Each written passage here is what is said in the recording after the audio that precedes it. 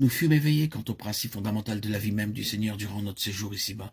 À partir de ce moment, cela devint pour nous le principe pour toute chose, et ce principe était rien de lui-même, mais toute chose de lui. Le Fils ne peut rien faire de lui-même, à moins qu'il ne voie faire une chose au Père, car quelque chose que celui-ci fasse cela, le Fils aussi de même le fait. Jean 5, 19. Je ne puis rien faire, moi, de moi-même. Je juge selon ce que j'entends. Ma doctrine n'est pas mienne, mais de celui qui m'a envoyé. Nous vîmes que ceci expliquait beaucoup de choses, qui nous paraissaient étranges quant à l'attitude du Seigneur, à la fois agissant et refusant d'agir, allant et refusant d'aller, parlant et refusant de parler.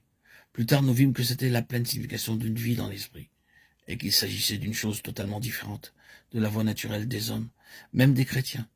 Alors que nous percevions ces choses, il était nécessaire que ce principe devienne fondamental, absolu et ultime, et c'était bien différent de tout ce que nous avions pensé quant aux idées et activités de la vie et de l'œuvre chrétienne.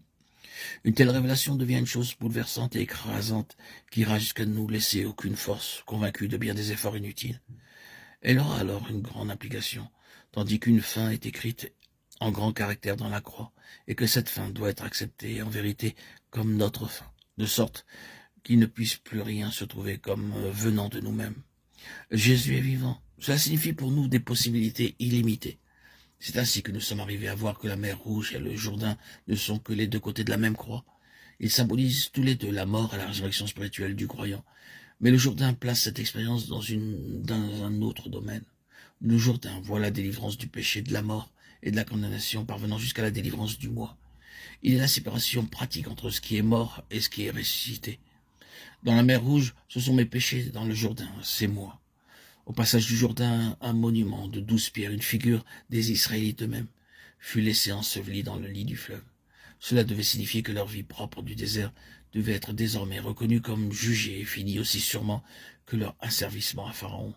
Ensuite, un autre monument commémoratif, fait de 12 pierres tirées du lit du fleuve, fut érigé sur la rive de Canaan, comme un symbole de même, non seulement ressuscité en nouveauté de vie, mais aussi placé dans une séparation perpétuelle et pratique d'avec leur moi, mort et enseveli.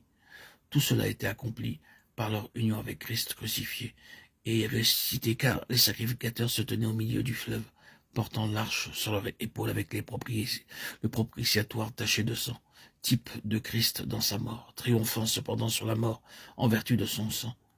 Or, le premier monument de pierre fut laissé à la place exacte où s'étaient posés les pieds des sacrificateurs.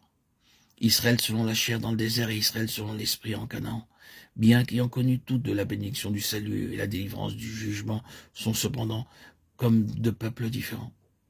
Il en est de même pour nous.